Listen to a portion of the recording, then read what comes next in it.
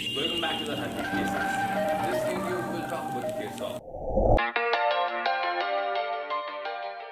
Welcome back to the 100 Cases, where you read less and you learn more.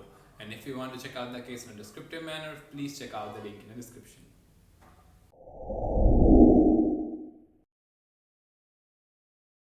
तो इस case में बात होती है डॉक्ट्रिन ऑफ सेवरेबिलिटी की। तो इस केस के फैक्ट्स में क्या होता है, तो प्लेंटिफ और डिफेंडेंट एक ही तरह के बिजनेस में काम करते हैं और वो बिजनेस होता है नकली सोने की चीज़ें बनाने का। तो जो प्लेंटिफ होते हैं वो डिफेंडेंट से उनका बिजनेस खरीद लेते हैं और वो उनके सामने कुछ टर्म्स रखते हैं।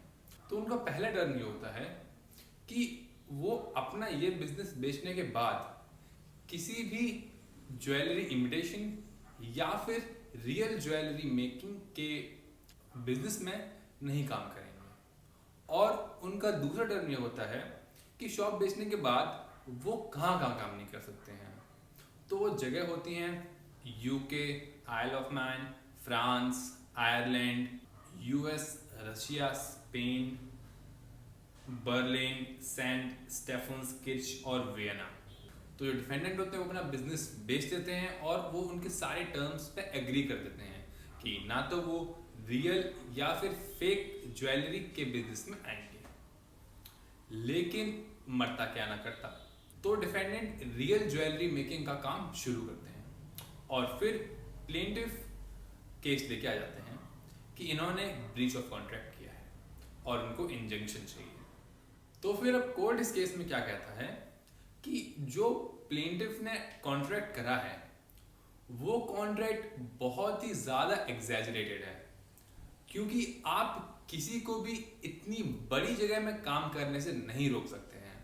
और तो और जब उनका मेन बिजनेस था फेक ज्वेलरी मेकिंग का, तो फिर रियल ज्वेलरी मेकिंग के ऊपर भी इतना रोक टोक क्यों। और सारे कॉवेनेंट्स को लिमिटेड रखना चाहिए कि जो डिफेंडेंट है वो उनको सिर्फ और सिर्फ फेक ज्वेलरी के बिजनेस में आने के रोक सकते हैं और जो एरिया है वो एरिया लिमिटेशन का है यूनाइटेड किंगडम और आइल ऑफ मैन, और इसके अलावा बाकी सारे देशों में जो डिफेंडेंट है वो अपना काम कर सकते हैं। और फिर कोर्ट ये कहता है कि यहाँ पर डॉक्ट्रिन ऑफ सेवरेबिलिटी अप्लाई होता है।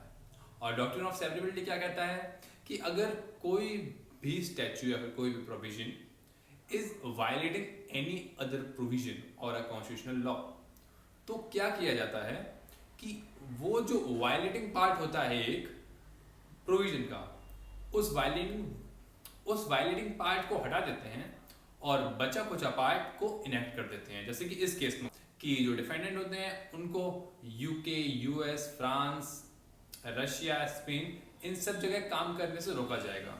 तो कोर्ट ने ये हटा दिया कि इतनी सारी जगह को छोड़ के सिर्फ वो दो ही जगह नहीं काम कर सकते हैं और बाकी जगह काम कर सकते हैं। तो यहाँ पे डॉक्ट्रिन ऑफ सेवरेबिलिटी की वजह से बाकी जो भी वायलेटिंग टर्म्स थे उनको हटा दिया गया और जो भी राइट टर्म्स थे उनको इनेक्ट कर दिया गया। तो इस केस में बस इतना ही। I hope you understood this case and thank you for watching this video.